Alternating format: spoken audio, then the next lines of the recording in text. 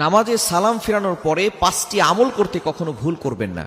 প্রত্যেক ফরজ নামাজের পরে এই 5টি আমল কখনো মিস করবেন না। নবীজি সাল্লাল্লাহু আলাইহি ওয়াসাল্লাম এই 5টি আমল আরো বেশি আমল করতেন।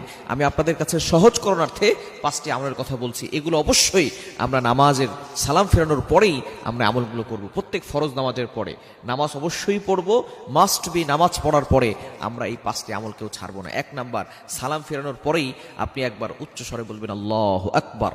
আল্লাহ হলেন সবার বড়। আপনি নামাজ পড়েছেন, সেখানে আল্লাহর ঘোষণা দিয়েছেন। নামাজ শুরু করেছেন আল্লাহু আকবার দিয়ে, নামাজ শেষ করেছেন আসসালামু আলাইকুম ওয়া রাহমাতুল্লাহ বলে। এরপর আপনি আবারও আল্লাহু আকবার বলে আল্লাহকে ঘোষণা দিতে যাচ্ছেন, আল্লাহ আপনি হলেন সবার বড়, আপনার থেকে বড় আর কেউ নাই।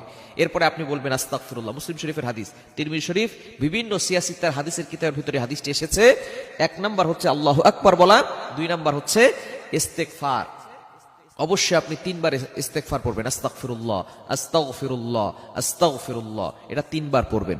এখন অনেকে বলবেন, হুজুর নামাজ তো ভালো কাজ করেছি, ইস্তেগফার করার কি দরকার? ইস্তেগফার হচ্ছে ক্ষমা প্রার্থনা করা, এটা গুনাহের পরে মানুষ করে। কিন্তু নামাজ তো ভালো কাজ, নামাজের পরে আবার ইস্তেগফার কেন পড়বো?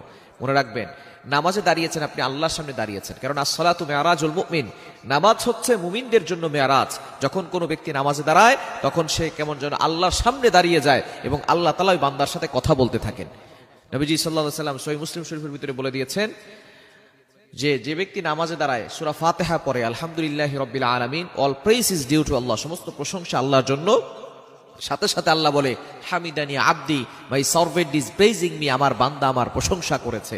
সুতরাং বান্দা আল্লাহর সাথে নামাজের ভিতরে কথা বলে।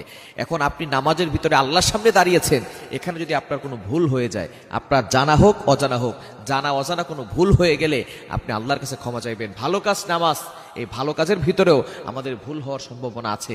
এজন্যই আমরা নামাজের শেষে কি চমৎকার ভাবে নবীজি সাল্লাল্লাহু আলাইহি ওয়াসাল্লাম আমাদেরকে শিক্ষা দিয়েছেন, একবার আল্লাহু আকবার বলার পরে 3 বার আস্তাগফিরুল্লাহ আস্তাগফিরুল্লাহ আস্তাগফিরুল্লাহ, আল্লাহর কাছে ক্ষমা প্রার্থনা করে নিব। তাহলে নামাজের ভিতরে যে ভুল ত্রুটিগুলো হয়েছে ছোটখাটো, এগুলো আল্লাহ পাক রব্বুল আলামিন ক্ষমা করে দিবেন।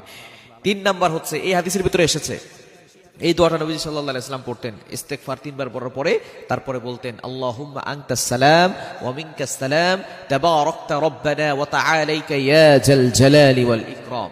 এই দোয়াটা আমরা পড়বো ইনশাআল্লাহ প্রত্যেক নামাজের পরে। আল্লাহু আকবার একবার বলবো, 3 বার আস্তাগফিরুল্লাহ পড়বো, এরপরেই আমরা এই দোয়াটা পড়বো আল্লাহুম্মা আনতাস সালাম ওয়া মিনকাস সালাম তাবারাকতা রব্বানা ওয়া তাআলাইকা ইয়া জাল জালালি ওয়াল ইকরাম।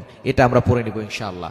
এরপরে হচ্ছে আমরা 4 নম্বরে আয়াতুল কুরসি পড়বো। নামাজের পরে আয়াতুল কুরসি অবশ্যই পড়বেন। 5 ওয়াক্ত নামাজের পরে আয়াতুল কুরসিটা পড়ে নেবেন, কেননা নবীজি সাল্লাল্লাহু আলাইহি ওয়াসাল্লাম জানিয়ে দিয়েছেন, মান ক্বারা আয়াতাল কুরসি ফি দুবুরি কুল্লি